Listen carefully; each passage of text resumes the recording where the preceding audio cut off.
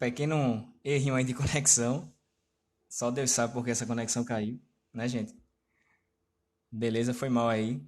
Do nada ele encerrou o vídeo, mas eu salvei, tá? Pra quem tá acompanhando, eu salvei. Aí depois assista o resto. Já deixei salvo o resto. Então vamos lá, voltando aqui, né? Tal da internet é bronca.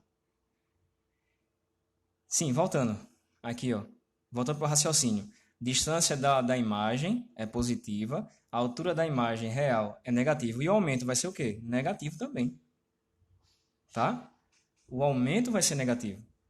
Por que o aumento vai ser negativo? Porque se a altura da imagem é negativa e a altura do objeto é positiva, quando eu dividir um número negativo por positivo, vai dar negativo.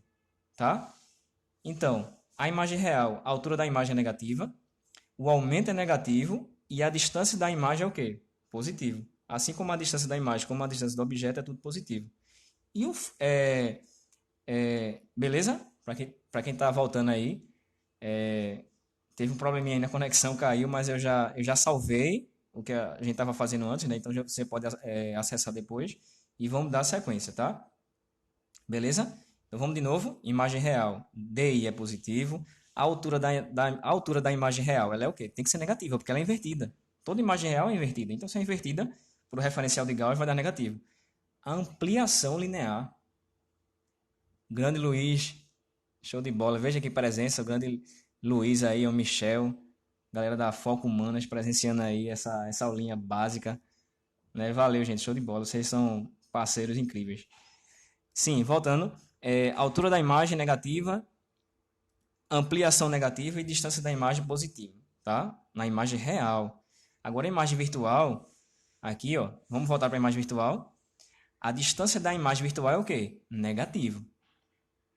A altura da imagem, sim, a altura da imagem é o quê? Positivo, gente. Foi mal, tá? Tinha colocado menos aqui. Foi mal. Porque menos é na real, tá? Cuidado aí. Foi mal, foi mal. Tinha botado errado aqui. A altura da imagem é positiva, certo? A altura da imagem é positiva se ela for virtual. E a ampliação também, né? Tá? Foi mal aí, eu tinha botado menos. Cuidado, tá, gente? Menos é na imagem real, beleza? Porque, veja, se a altura, olha para a forma, se a altura da imagem é positiva e a altura do objeto também, positivo com positivo vai dar positivo, tá? Então não esquece disso não, tá, gente? Eu tinha colocado diferente aqui, ó, tá? Eu tava pensando uma coisa e botei outra. Aí, cuidado para não esquecer, ó. Imagem virtual é positiva. Tinha botado menos, corrige aí, tá? A imagem real que é a altura da imagem é negativa. Não esquece, pelo amor de Deus, porque isso aí tu pode perder uma questão, tá? Vamos só resumir. Imagem real, altura da imagem positiva, ampliação também positiva, tá? Por quê? Porque se a altura é positiva e a altura do objeto também é positivo, positivo, positivo vai dar tudo positivo. Não tem nem o que discutir, certo? E a distância da imagem vai dar o quê? Negativo. Toda imagem virtual ele vai estar à direita do espelho. Se está à direita, segundo o referencial de Gauss, é negativo. Então, vê, confere aqui.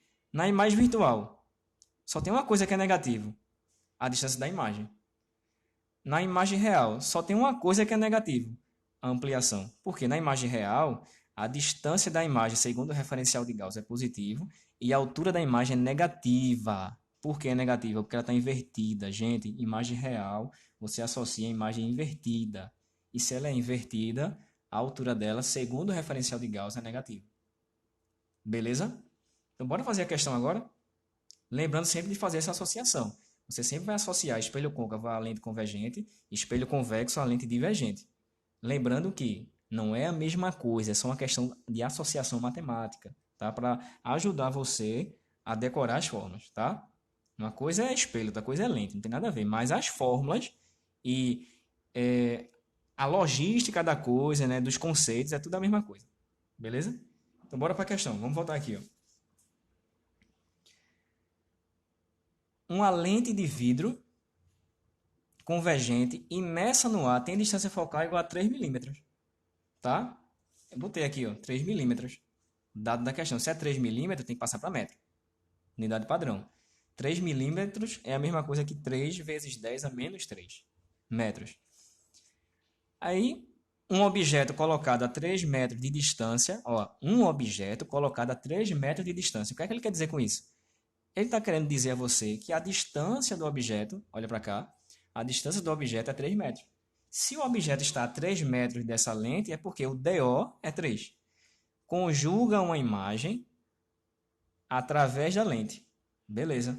Neste caso, o módulo do aumento produzido pela lente vale aproximadamente quanto? Gente, ele quer o aumento. Como é que eu faço para calcular o aumento? Tá aqui as duas fórmulas.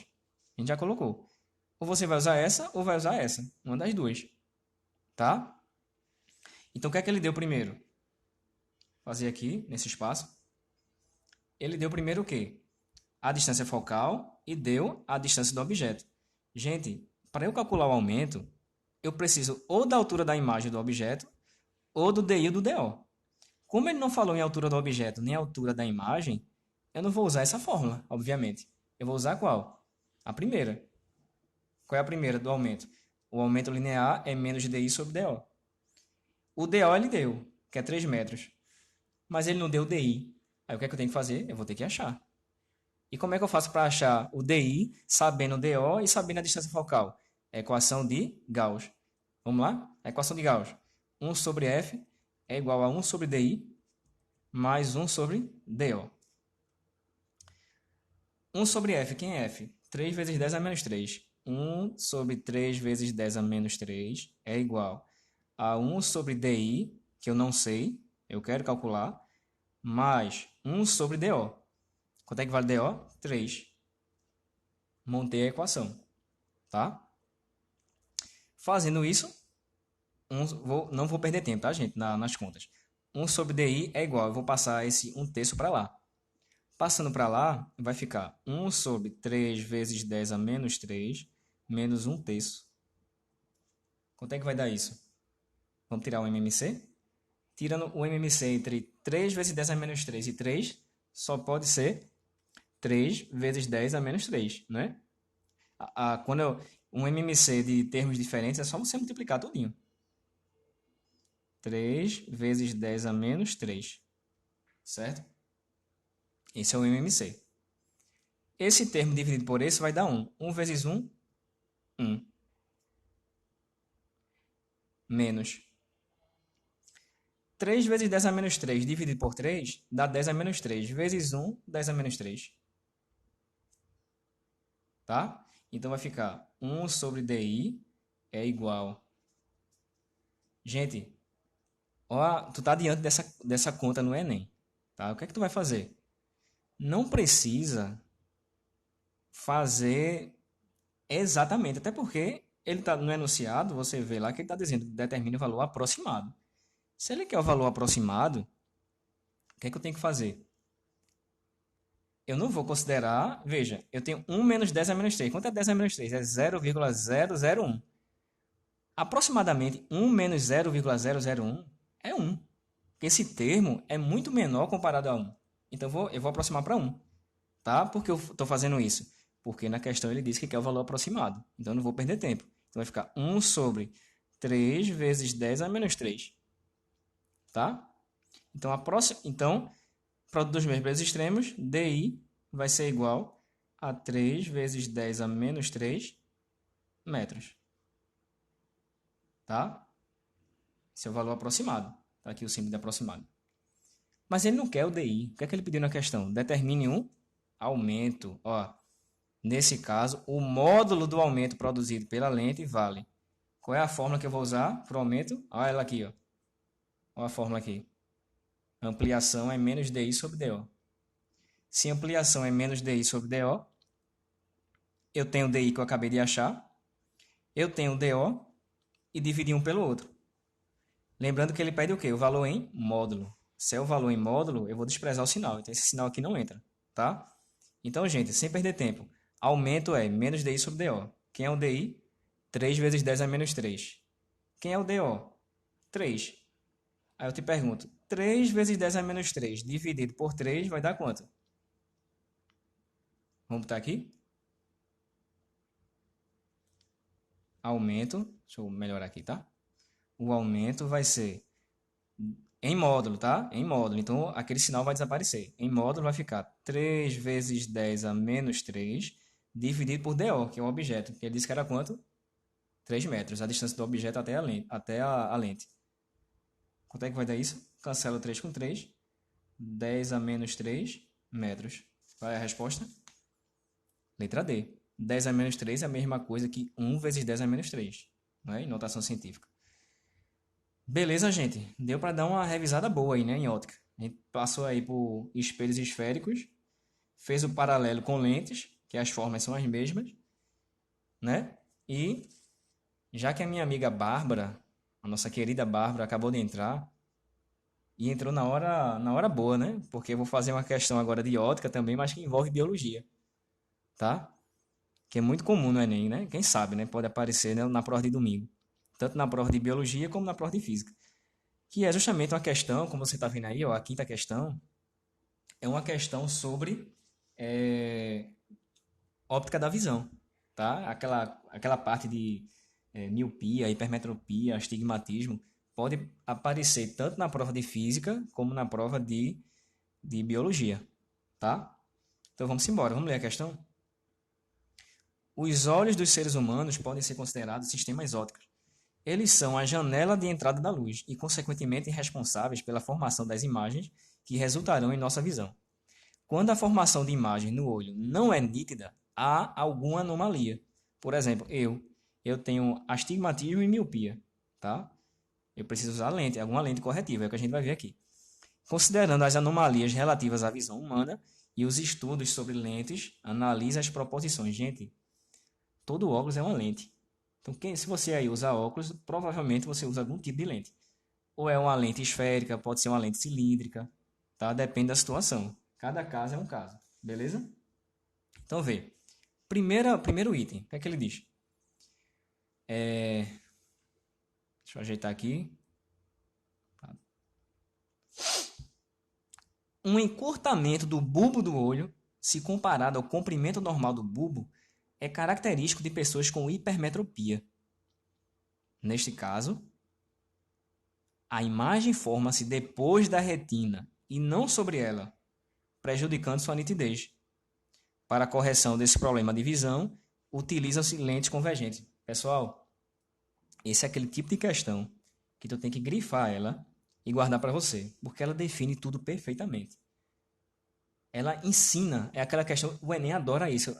Às vezes aparece muita questão no Enem para ensinar, tá? Desde o enunciado até as afirmações, ele usa conceitos, usa palavras para você aprender sobre o assunto. Então essa é a definição perfeita, não tem nem o que discutir.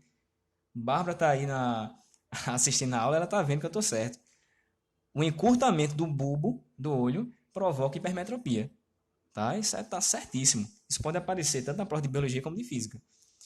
E se a hipermetropia, qual é a lente que a gente vai usar? É lente convergente. Tá? Como ele diz aí, utiliza-se lentes convergentes. Está corretíssimo. Não esquece. Hipermetropia é lente convergente. E o que é a hipermetropia? Não já está dizendo. Hiper é depois. Se a imagem é formada na retina, tá tudo ok. Mas quando ela é formada depois da retina ou antes, aí dá problema. O caso da hipermetropia, a imagem é formada depois da retina. Aí o que é que tem que fazer? Tem que usar um óculos cuja lente deve ser esférica e convergente. Tá? Show de bola, né? Segundo item. Um olho com miopia apresenta um alongamento do bulbo, quando comparado ao comprimento normal. Até aí, beleza. Com isso, a imagem dos objetos acabará por se formar após a retina. Opa, peraí. Eu acabei de dizer que após a retina é hipermetropia. Cuidado quando você estiver fazendo uma prova. Porque veja, imagine que você está lá fazendo uma prova e chutou que o primeiro é falso. Um exemplo. Se o primeiro é falso, o segundo teria que ser verdadeiro. Tá? Então tome muito cuidado. Se o primeiro é verdadeiro, você tem certeza que é verdadeiro, hipermetropia, a imagem é depois da retina e uma lente é convergente, então o segundo, se o segundo item está contradizendo o primeiro, por mais que você não saiba, vamos supor que você não soubesse o que era miopia, mas só o fato de estar contradizendo o primeiro já está errado. não é? Então, vê, a imagem dos objetos acabará por se formar após a retina. Não. Após a retina é hipermetropia. Isso é definição de hipermetropia. Tá? Não é de miopia. Miopia é antes. Hipermetropia, a imagem é formada depois da retina. Miopia é antes da retina. Tá? Com isso, a imagem é, assim, beleza, prejudicando a nitidez da imagem formada. Para a correção desse problema, utiliza-se lentes divergentes. Pessoal, vê que item traiçoeiro. Ele acertou tudo. É a lente divergente? É. Anota aí. Miopia, qual é a lente que tu vai usar? Divergente. Agora, a imagem não é formada depois. A imagem é formada o quê? Antes. Antes da retina. Aí esse foi o erro da questão. Tá? Então, item 2, errado. 3. A dioptria, vê que massa. A dioptria de uma lente, também chamada de grau da lente, corresponde numericamente ao inverso da distância focal, medida em metros. Perfeito. Ó, não esquece não. O grau da lente, ou a dioptria, grau ou dioptria, tá? Ela é medida pelo inverso da distância o quê? Focal. Onde o foco deve estar em metros.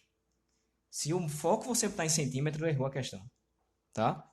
Dioptria é o inverso da distância focal, onde a distância focal está medida em metros, tá? Então não esquece disso. Então tá correto. Ele diz aí, ó, dioptria é chamado de grau da lente, beleza? 1 grau é a mesma coisa que 1 dioptria. É 1 para 1 a relação, tá? 2 graus, 2 dioptrias. 1,5 graus. A minha lente, por exemplo, eu tenho miopia, tem 1,25 graus. Então é 1,25 dioptria, tá? Quarto item. Uma lente convergente de distância focal igual a 30 centímetros está imersa no ar. Então, vamos anotar o dado? Primeiro dado que ele deu. Distância focal igual a 30 centímetros da lente. Quando se coloca um objeto de 5 centímetros de altura, a 40 centímetros de distância da lente, opa, eu disse a você, associe lente convergente a que tipo de espelho? Côncavo. Então, aquela fórmula que a gente usava, vai ter que usar aqui. Então, qual foi a primeira coisa que ele deu? A distância focal da lente. Já anotei. Aí depois ele fala o quê? Quando se coloca um objeto de 5 centímetros de altura, ou seja, a altura do objeto, que a gente chama de O, é igual a 5 centímetros. O a gente chama de altura do objeto. E altura da imagem. DI, distância da imagem para a lente ou para o espelho. E DO, distância do objeto ou para a lente ou para o espelho. Depende da situação. A 40 centímetros de distância da lente. Opa, o objeto está a 40 centímetros de distância. Então, o DO do objeto é 40 o quê?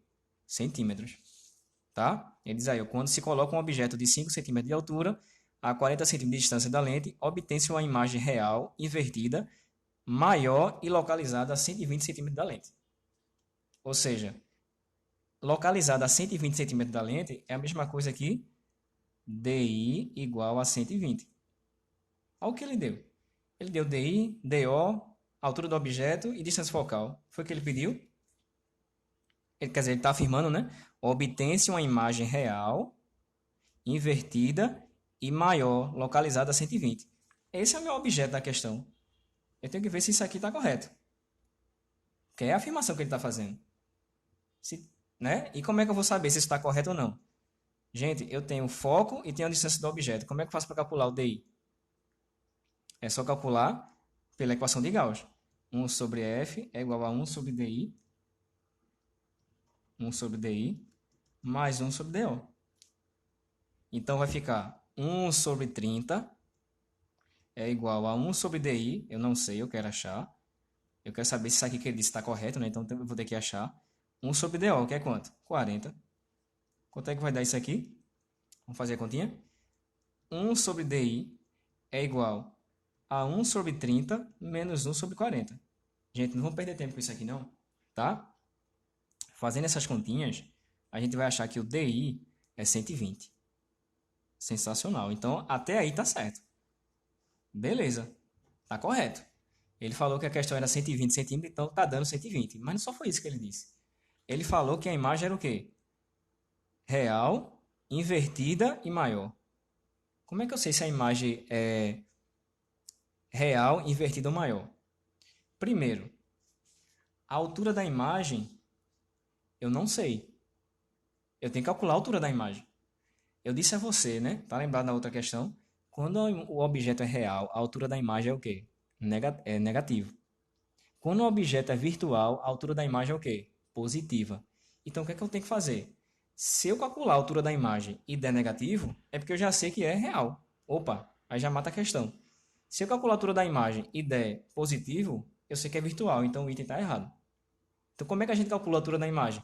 Usando a equação do aumento, igualando a equação do aumento àquela primeira equação com a segunda, aquela que eu mostrei lá. Então, vai ficar como? Igualando as duas equações do aumento, vai ficar aqui, ó, I sobre O é igual a menos DI sobre DO. Quanto é que vale I? Não sei, eu vou achar. Estou calculando aqui, ó. Vai ficar I sobre O, quanto é que mede O? 5 centímetros é igual a menos DI, né? Ou seja, menos 120. Sobre DO, que é quanto? 40. 120 dividido por 40 vai dar menos 3. Menos 3 vezes 5, menos 15. Opa! Olha o que está aparecendo aqui, ó. A altura da imagem está dando o quê? Negativo. Se a altura da imagem é negativo, a imagem é o quê? Real. Está correto. A imagem é real. A imagem é real e se é real ela é invertida e também está dizendo que é maior. Eita, será que é maior? Claro. Veja, o objeto tem 5 centímetros.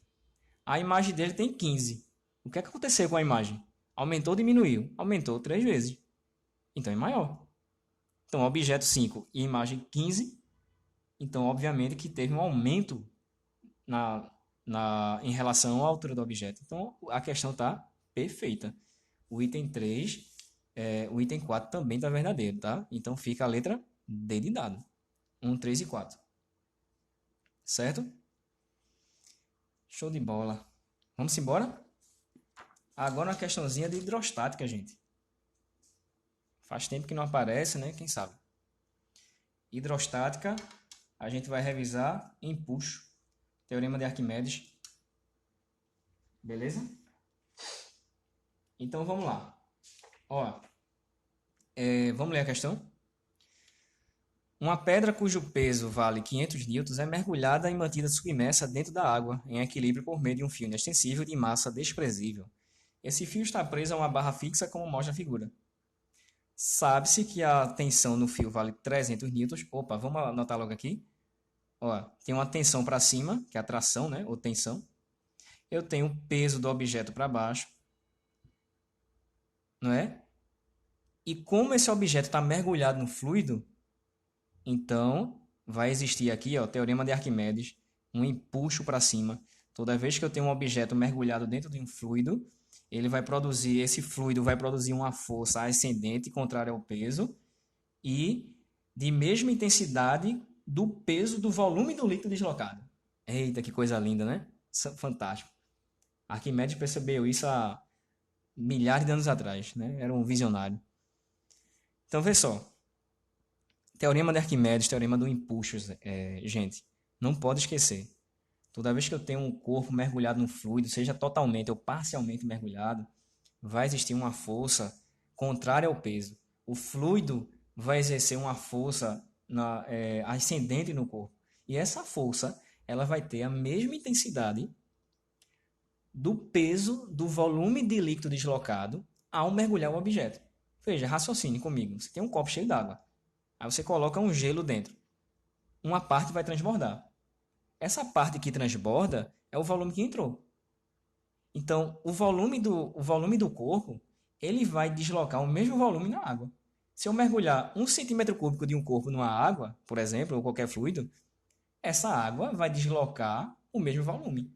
Então, a definição de empuxo é essa.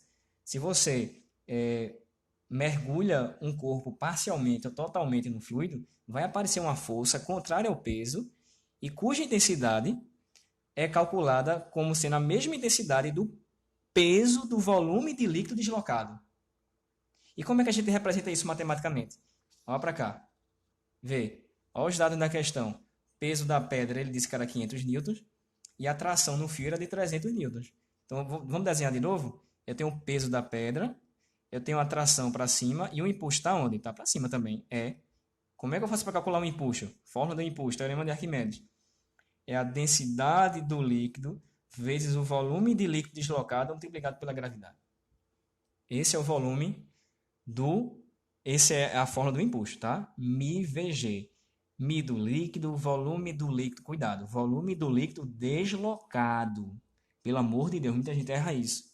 Veja, se um corpo está metade mergulhado e metade para fora, esse volume que você vai colocar aqui é a metade, é 50%. Tá? É sempre um volume de líquido deslocado. Se 80% do corpo está submerso, é porque ele deslocou 80% do volume em relação ao líquido. Tá? Então, se uma questão diz lá, um corpo está mergulhado com 80% do seu volume, 80% do seu volume mergulhado, submerso. Então, esse volume de líquido deslocado é igual a 80% do volume do corpo. Tá? Então, vê. Aqui a tração, equação básica, né? Força resultante, o corpo aqui está em equilíbrio. Eu tenho duas forças para cima e uma para baixo. Para isso se manter em equilíbrio, o que está para cima tem que ser igual ao que está para baixo. Ou seja, a tração mais um empuxo tem que ser igual a quem? Ao peso da pedra. Quem é a tração? Ele disse no enunciado. 300 newtons mais um empuxo tem que ser igual ao peso. Quanto é o peso da pedra? Que ele disse também? 500. Aqui, ó, o enunciado. Logo no começo, uma pedra cujo peso vale 500 newtons, tá? Então, o empuxo vai dar quanto? Essa força ascendente, 500 menos 300, vai dar 200 newtons. Mas não é isso que eu quero. Não foi isso que ele pediu, foi o que ele pediu. Vamos ver a pergunta? Marque a opção que indica corretamente a densidade da pedra. Opa! A densidade da pedra. Se eu sei o empuxo, eu posso calcular a densidade da pedra. Por quê? Porque eu vou calcular o volume de líquido deslocado. Não é? Então, vê só. A gente acabou de achar um empuxo. Quanto é o empuxo? 200 newtons. Vamos substituir na fórmula do empuxo? Vai ficar, empuxo é μ do líquido, vezes volume de líquido deslocado, vezes a gravidade. Isso tudo vai dar 200. É o que eu achei. Não é? Beleza? Aí eu te pergunto, olha para o desenho. Esse corpo ele está parcialmente mergulhado ou ele está totalmente mergulhado? Totalmente mergulhado, óbvio. Se ele está totalmente mergulhado, olha que coisa fácil. O volume de líquido deslocado vai ser numericamente igual a quem? Ao volume do corpo, que é no caso a pedra que está mergulhada. Se a pedra tivesse 50% mergulhada, o volume de líquido deslocado seria igual a quanto? 50% do volume do corpo. Se a pedra tivesse 80% mergulhada, o volume de líquido deslocado seria quanto? 80% do volume do corpo. Perceberam essa relação? Isso é muito importante você perceber. Se a pedra tivesse mergulhada 70% do corpo, 30% para fora e 70% para dentro. Ou seja, o volume de líquido deslocado que você iria usar na forma seria 70% do volume do corpo. Show de bola, muito fácil. Vamos substituir? Densidade do líquido. Qual é o líquido? Vamos ver a questão? É a água. Qual é a densidade da água que ele deu aqui? Ele deu na questão? 1 grama por centímetro cúbico. Mas eu vou deixar nessa unidade? Não. Por que eu não vou deixar nessa unidade? Primeiro, que a força, o impulso está em newtons. Tá? Segundo, ele pediu a densidade da pedra em quilograma por metro cúbico. Está aqui.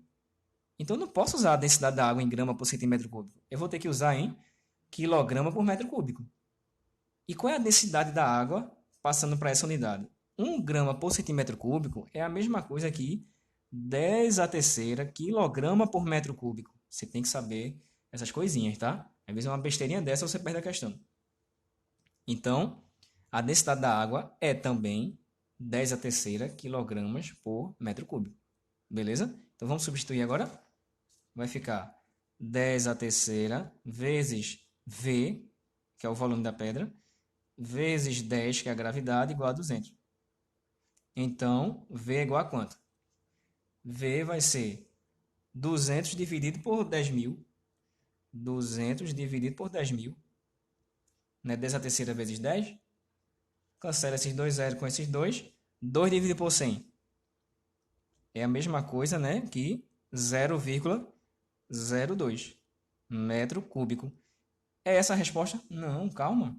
Ele não pediu o volume da pedra. Eu acabei de achar o volume da pedra. Ele pediu a densidade da pedra. Qual é a fórmula da densidade? A densidade é a massa da pedra dividido pelo volume da pedra. Densidade é massa sobre volume. Então, a densidade da pedra vai ser... Qual é a massa da pedra? Não sei. Quer dizer, eu posso... ele deu no enunciado, né? Aqui, ó. Vê que onda. Ele não deu diretamente, ele deu o peso. Se o peso é 500 newtons, quanto é que vale a massa da pedra? 50. Peso não é massa vezes gravidade? Então, se a massa é 50 multiplicado por 10, vai dar quanto? 500 newtons, que é o peso. Então, se você tem um peso e quer calcular a massa, é só dividir por 10. Então, vai ficar massa da pedra 50. Por quê? Porque o peso é 500. Se o peso é 500, dividir por 10 vai dar 50. E o volume que eu acabei de achar? 0,02. 50 dividido por 0,02 vai dar 2.500 kg por metro cúbico. Pensa numa pedra, né? Resposta na letra D. Beleza, gente? Letra D. Massa, deixa eu tomar minha água aqui. Molhar a goela. Certo? E agora a gente vai para uma questão de gravitação. Gravitação universal. Faz tempo que não cai, cara. Faz tempo. Mas quem sabe, né? Por isso que isso é uma aula de previsões estatísticas, que é aquilo que eu estou apostando. Pode ser que continue sem cair. Mas se cair e ainda cair desse jeito que eu estou mostrando aqui, aí é que vai ser a glória para nós, né? Claro que eu não vou chegar por aí e dizer a prova tá à minha cara. Jamais eu vou dizer isso. Isso é obrigação de todo professor deixar que a prova seja a cara do aluno, né? Porque se a gente dá todo o conteúdo, como a gente fez desde o começo do ano, não vai ter nenhuma novidade, certo? Você estudando direitinho desde o começo do ano, vendo todo o programa, então é óbvio que vai cair muita coisa do que a gente viu. Agora, vez ou outra a gente tem uma certa sensibilidade, né? A gente observa a estatística da coisa, e digo, ó, galera, eu tô apostando mais nisso, naquilo, mas não é nada certo, né? É uma aposta. Pode ser que não caia nada, mas custa nada apostar, né? Vamos embora. Questãozinha de gravitação universal. Questão 7. Foi encontrado pelos astrônomos um exoplaneta, cuja órbita planeta que orbita uma estrela que não é o Sol, com excentricidade muito maior que a normal. Aqui, ó. Olha o desenho. A excentricidade ela é medida pelo eixo maior da elipse, certo? Quanto mais alongada ela é, maior a sua excentricidade. A excentricidade revela quão alongada é sua órbita em torno da sua estrela. No caso da Terra, a excentricidade é 0,017, muito menor do que o valor 0,96 desse exoplaneta que ele chamou de HD 2782. Nas figuras a seguir, pode-se comparar as órbitas da Terra e do HD 2782. Vamos lá? Nesse sentido, assinale a alternativa correta. E aí? Vamos para a letra A? As leis de Kepler não se aplicam ao exoplaneta, porque sua órbita não é circular como a da Terra. Tá tudo errado, gente. Primeira lei de Kepler, vamos relembrar? A lei das órbitas. Todo planeta gira ao redor do Sol em trajetória elíptica, tá? A Terra não gira ao redor do Sol em trajetória circular, não. É elíptica. É porque a excentricidade dela é tão pequena que quase coincide com um círculo, mas não é. Claro que para efeitos de cálculo a gente considera que é um círculo, mas na prática, segundo a primeira lei de Kepler, ela é uma elipse. Então ele comete dois erros. Ele diz que é circular e diz que a lei de Kepler não se aplica. Claro que se aplica. O exoplaneta, você está vendo aí na forma, no desenho, ele tem uma trajetória elíptica e a estrela ocupa um dos focos da elipse. Está corretíssimo.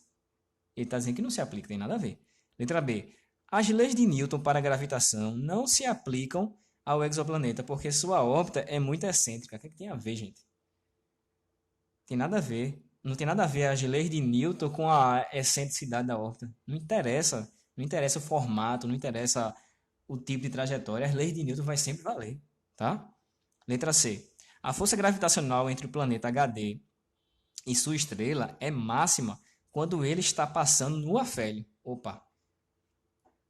Ó, olha para o desenho. Aqui está a estrela. O ponto mais afastado da estrela a gente chama de afélio. O ponto mais próximo da estrela a gente chama de periélio. P de próximo, A de afastado. Afélio e periélio. Aí o que é que ele está dizendo? A força gravitacional entre o planeta HD e sua estrela é máxima quando ele está passando pelo afélio. É errado. É mínima. Por quê? A força, gente, é essa fórmula aqui, ó, G, produto das massas dividido pela distância ao quadrado. A força é inversamente proporcional ao quadrado da distância. Então está errado. Se o afélio é a maior distância, significa dizer que quanto maior a distância, menor a força. E ele está dizendo que a força é máxima. A força é máxima onde? No periélio. Mas ele disse que era no afélio. Então está errado. É a letra D. O planeta HD possui um movimento acelerado quando se movimenta do afélio para o periélio. Perfeito. Por quê, gente? Gente, quando ele passa num periélio, a velocidade dele é máxima. Está muito próximo. Quando ele está numa afélio, a velocidade é mínima. Então veja, quando ele está saindo de um ponto de velocidade mínima para um de velocidade máxima, ele vai acelerar ou vai retardar? É claro que ele vai acelerar. Então, se ele está indo do afélio para o periélio, o movimento vai ser acelerado, como diz na letra D. Do afélio para o periélio, o movimento é acelerado. E do periélio para o afélio? Ele saiu de um ponto de velocidade mínima, ou de velocidade máxima, para um ponto de velocidade mínima.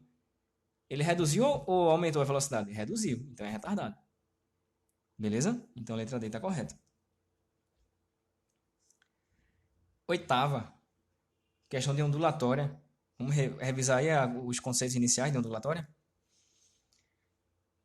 Radares são emissores e receptores de ondas de rádio, não é?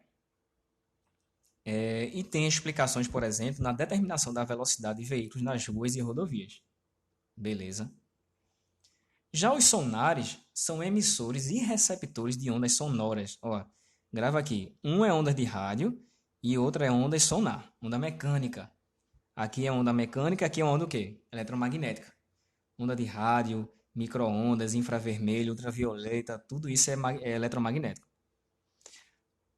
As ondas sonoras sendo utilizadas no meio aquático para determinação da profundidade dos oceanos, localização de cardumes, dentre outras aplicações. Ele está dizendo que o radar é uma onda de rádio, né? E tem aplicações aonde? Velocidade de veículos, nas ruas e etc. Já o sonar, então tem duas coisas, um radar e um sonar. Um radar produz uma onda eletromagnética. O sonar produz uma onda o quê? Mecânica. Onda mecânica ela precisa de meio para se propagar, claro. Sem meio, a onda mecânica não se propaga. E a onda eletromagnética precisa de meio? Não. Não é uma condição necessária. Uma onda eletromagnética é uma oscilação eletromagnética de qualquer partícula. Toda partícula que vibra, ela produz uma onda eletromagnética. Um elétron vibrando, ele vai produzir uma oscilação no campo magnético, uma oscilação no campo elétrico. Isso aí a gente chama de onda eletromagnética, tá? E toda onda produz o quê? Ela transporta o quê? Energia. Não esqueça, toda onda transporta energia, jamais ela vai transportar matéria, certo? Comparando-se às ondas emitidas pelos radares e pelos sonares, temos que as ondas emitidas pelos radares são mecânicas e as ondas emitidas pelos sonares são eletromagnéticas. E aí, verdadeiro ou falso? O sonar, ele inverteu, né? O sonar é uma onda mecânica, não eletromagnética. Ele inverteu, né? Só pegou os conceitos e inverteu. Tá errado.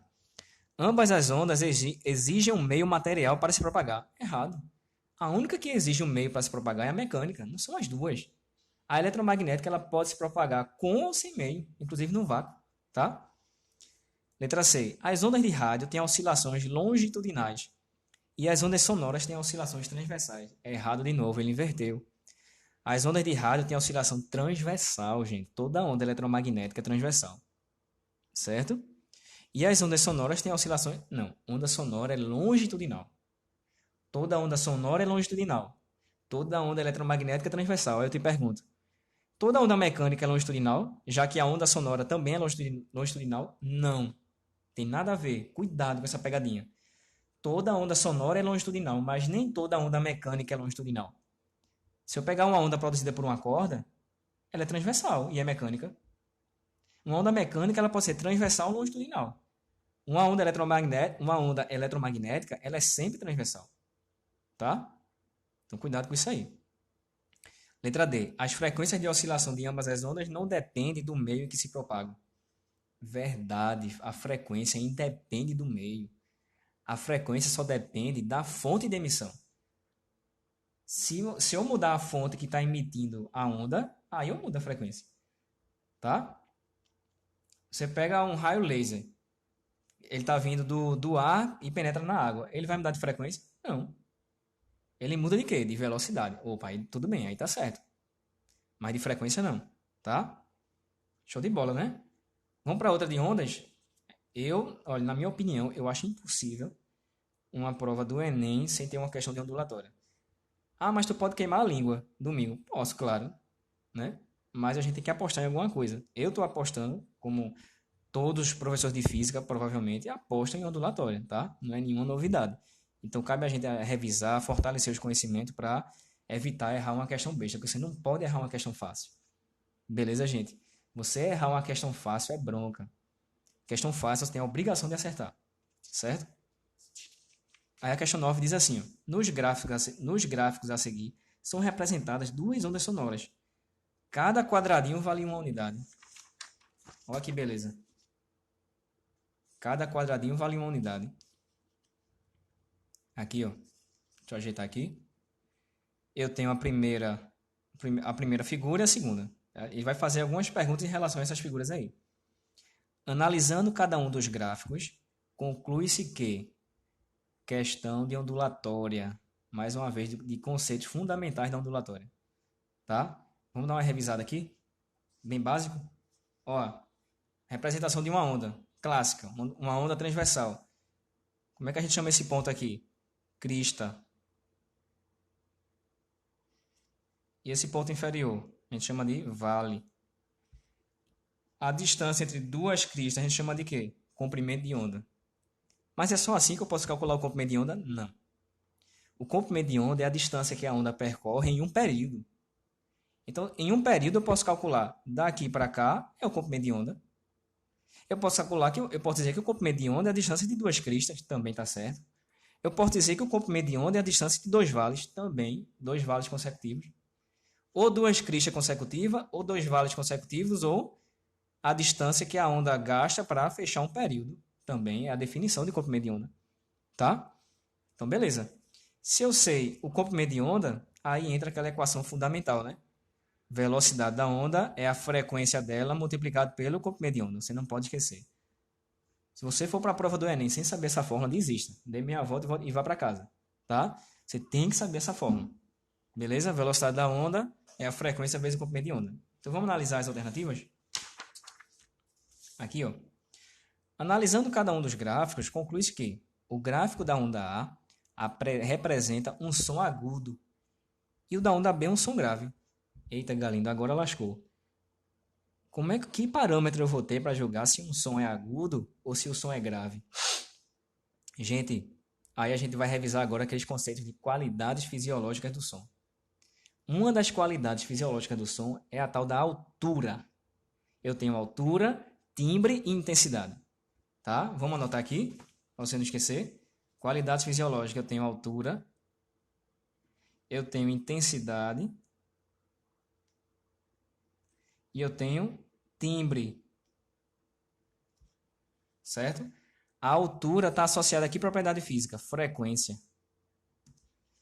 Quanto mais agudo o som, maior a frequência. Quanto mais grave o som, menor a frequência. Beleza? Muito fácil, né? A intensidade da onda está associada aqui à propriedade física. Eu posso associar, gente, intensidade à energia propagada pela onda. Eu posso associar a amplitude da onda. Eu posso associar ao volume da onda. Então, sempre que ele falar volume da onda, energia, amplitude, são características físicas que estão associadas à intensidade, que é uma qualidade fisiológica do som. Aí eu te pergunto, olha para essas duas figuras. Qual das duas tem maior intensidade?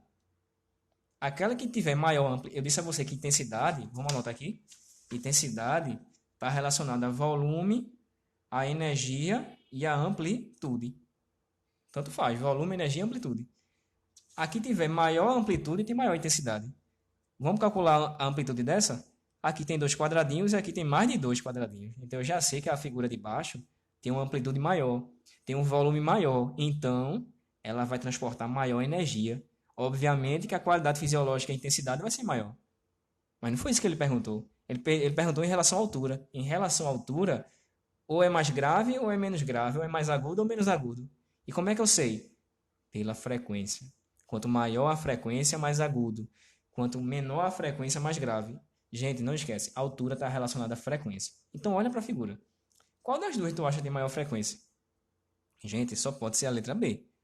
A onda B. Observe que a onda B ela tem um comprimento de onda menor do que a da A. Quando a gente diminui o comprimento de onda, ela é mais afastadinha, né? Aquela onda mais, quer dizer, mais curta, ela tem uma frequência maior. Então, quando eu tenho uma onda mais alongada, que é a figura A, ela vai ter uma frequência menor. Beleza? Então, essa aqui tem uma frequência maior e essa aqui vai ter uma frequência o quê? Menor. Aí, o que é que ele diz na letra A? O gráfico da onda A representa um som agudo. Não pode, gente. O gráfico da figura A não pode ser agudo. Se fosse agudo, ele teria a frequência maior. Ele não tem a frequência maior, ele tem a frequência menor. Ele inverteu, tá? Letra B. O gráfico da onda B representa um som agudo e o da onda A representa um som grave. Perfeito, galera. Onda A é grave e onda B é agudo. Por quê? Porque a onda B tem uma frequência maior e quanto maior a frequência, mais agudo.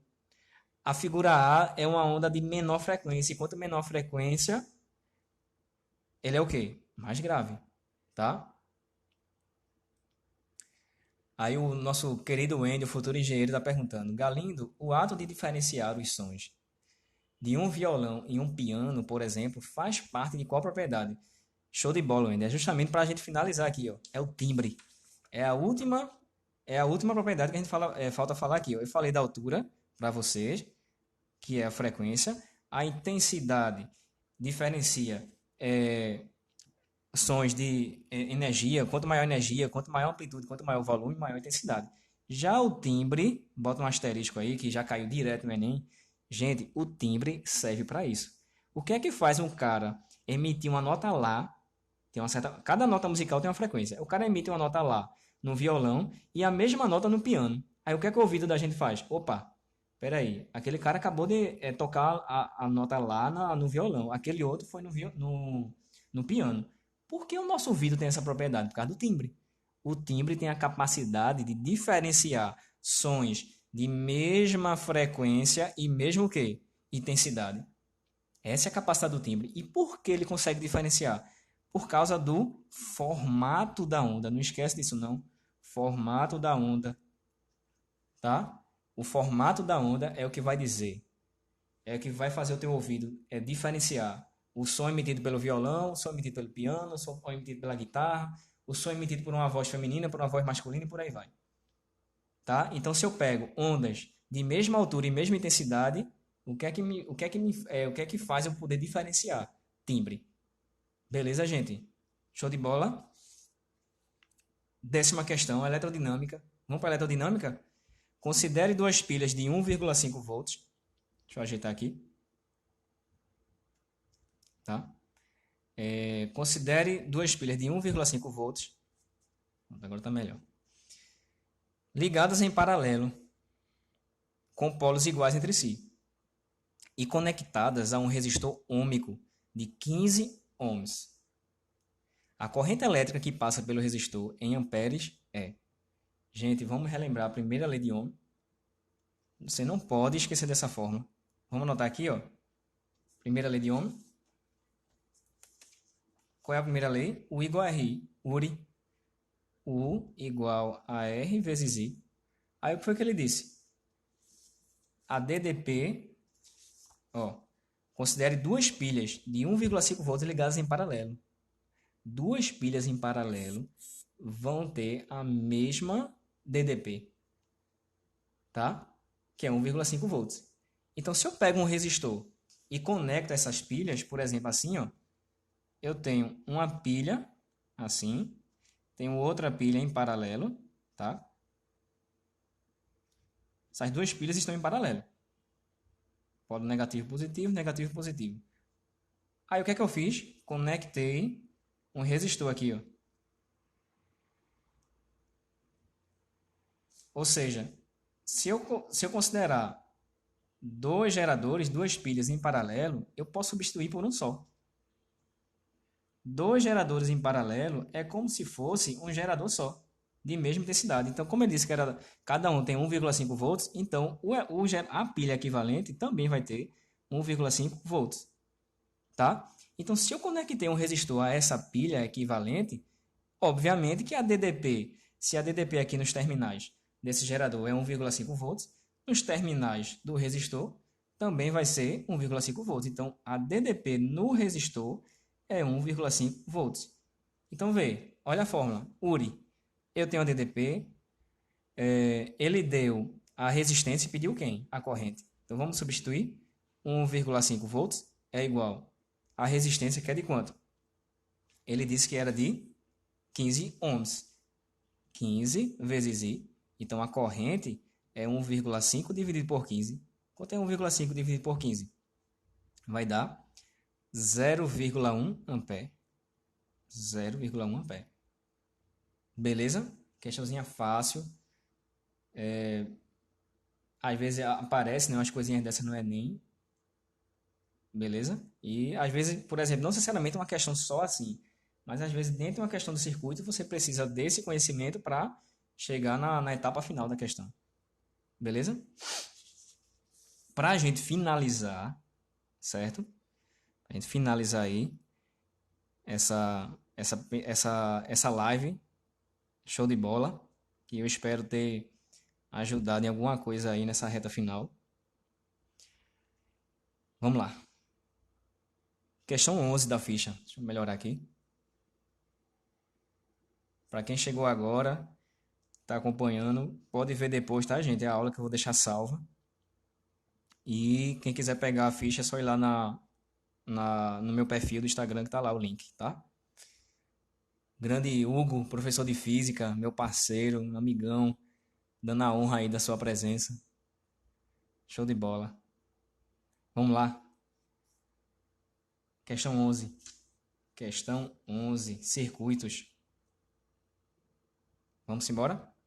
Então, deixa eu melhorar aqui. Questão 11. Gente, você tem que saber desenrolar um circuito, tá? É muito comum aparecer circuito na prova do Enem. Beleza? Vê. Analise a figura abaixo. Duas pilhas de resistência interna R1 e R2 igual a 1/3 de ohm e uma lâmpada de resistência RL igual a 2/3 de ohm estão conectadas em paralelo, como mostra o circuito da figura acima. A força eletromotriz da pilha 1, ele está dizendo que é 1,5 volts. Está aqui, ó. E1 igual a 1,5 volts. Tá? Primeiro dado aqui, ó. Mas a pilha 2 tem força eletromotriz E2. Ele não disse qual era o valor. Encontra-se parcialmente descarregada, de modo que um amperímetro ideal mede uma corrente nula nessa pilha. Gente, vê a casca de banana. Ele diz encontra-se parcialmente descarregada, de modo que um amperímetro, esse amperímetro aqui, não está medindo uma corrente. Ele está dizendo que esse amperímetro está medindo uma corrente nula. Aí o cara pensa o quê? Opa, se não passa corrente aqui, obviamente que a força eletromotriz vai ser zero. A resposta é a letra A. Errado. Tem nada a ver. Não é porque a corrente é nula que a força eletromotriz da pilha vai ser zero. Tá? Imagina que você compra uma pilha no supermercado. Você está segurando ela na mão. Está passando alguma corrente? Não. Aí pelo fato de não passar corrente é porque a pilha está descarregada? Tem nada a ver, né? O circuito está aberto, gente. Se ele está dizendo que a corrente é zero, está sendo marcada aqui pelo amperímetro, significa dizer que não está passando corrente por esse ramo. A corrente está fazendo isso aqui, ó. Ela não passa por aqui. É como se essa parte do circuito tivesse aberto. Não está passando corrente. E quando o circuito está aberto, essa DDP aqui, ó, essa DDP tem que ser igual a essa. E essa DDP aqui, entre esses terminais A e B, vou botar aqui o ponto A e ponto B, essa DDP tem que ser igual a quem? A força eletromotriz da pilha, que é o E2. Beleza? Vamos colocar aqui. Ele diz que é 1, dado da questão, 1,5 volts. E como aquele ramo, esse primeiro ramo do circuito está aberto, significa dizer que essa DDP externa, que é a mesma da lâmpada, porque as duas estão conectadas em paralelo, essa DDP externa, que é a mesma da lâmpada, também vai ser igual a DDP, que a gente chama de força eletromotriz do gerador, certo? Beleza? Sempre que o circuito estiver aberto, a DDP externa, daqui para cá, do circuito, vai ser igual à força eletromotriz da pilha, certo? Então, vou colocar aqui, ó. U de AB é igual à força eletromotriz 2. Então, você concorda que se eu achar U de AB, automaticamente eu vou achar quem? A força eletromotriz, que é o que ele está perguntando. Olha o que ele pergunta na questão. Sendo assim, o valor da força eletromotriz 2 em volts vale quanto? Gente, o meu objetivo é achar a força eletromotriz, mas para eu achar a força eletromotriz, eu preciso de quem? Achar a DDP externa. E como é que eu faço para achar a DDP externa? Como é que eu faço para achar essa DDP entre os terminais desse resistor? Primeira lei de Ohm. Qual é a primeira lei de Ohm? U de AB é igual a R, que é essa resistência da lâmpada, multiplicado pela corrente que passa por ela. Beleza? Então fica U de AB, ó, U de AB é igual a resistência da lâmpada vezes a corrente que passa por ela. A resistência ele deu. Quanto é que vale a resistência? 2/3. A corrente ele deu? Não. Então eu só vou poder achar a DDP se eu souber a corrente. E como é que eu faço para achar a corrente? Olha de novo aqui para a figura. Eu tenho esse circuito aqui, ó. Esse circuito aqui. Como é que eu faço? Um circuito simples. A corrente está circulando por ela não sofre subdivisões. Esse circuito é simples. Ela circula aqui e fica sempre no mesmo circuito. Quando o circuito é simples, a gente pode usar a lei de Poulier. O que é que diz a lei de Poulier? A soma de todas as forças eletromotrizes de todos os geradores menos a soma de todas as forças contra a eletromotriz se tiver receptor, tá? Se tiver receptor, aí eu vou ter que subtrair. Gente, a lei de Poulier só serve para circuito simples, pelo amor de Deus, cuidado, tá? Dividido pela soma de todas as resistências do circuito. Essa é a lei de Poulier. Vamos usar a lei de Poulier? Parece uma coisa assim meio estranha nessa forma, mas não tem não tem nenhum problema, gente. É porque eu estou botando a forma geral que serve para qualquer situação, tá? Para essa situação, aí vai ficar I é igual. Qual é vamos ver aqui, ó, a DDP, veja, eu estou analisando esse ramo. Esse daqui está fora, que está aberto. Esse ramo, quem é a DDP? Só tem uma. Não tem mais de uma. Se eu tivesse 10 geradores aqui em série, eu somava os 10, porque a fórmula não aparece somatório. Então, como só tem uma, vai ser ela mesmo. É 1. Quanto é que vale 1? 1,5. 1,5 volts. Menos, tem algum receptor aqui nesse ramo? Não, não tem nenhum receptor. Então, não vou subtrair nada. Dividido pela soma de todas as resistências. Opa, nesse ramo aqui, eu tenho quantas resistências nesse ramo? Eu tenho essa daqui, R1, e tenho a resistência da lâmpada. R1 ele diz que mede 1/3 e a da lâmpada é 2/3. Gente, quanto é 1/3 mais 2/3? 1/3 mais 2/3, quanto é que vai dar isso? 1. 1,5 dividido por 1 vai dar 1,5 ampere. Acabou a questão, né, gente? Se eu achei a corrente, agora eu vou lá, na primeira lei de Ohm, U de AB é igual a RL, que é a resistência da lâmpada, que ele disse que era quanto? 2/3. 2/3 vezes a corrente que eu acabei de achar, que é quanto? 1,5 ampere. 1,5 vezes 2? 3. 3 dividido por 3? 1. Então, U de AB é igual a 1 volt. Eita, se 1 de AB é 1 volt e eu sabia que como o circuito está aberto, essa DDP, U de AB, tinha que ser igual à força eletromotriz da outra pilha, então eu resolvi a questão. Beleza, gente? Então a resposta é na letra D de dado. 1 volt. Sensacional, né, galera? Olha, sinceramente, foi show de bola. Para quem ficou aí, os guerreiros que conseguiram aguentar quase 2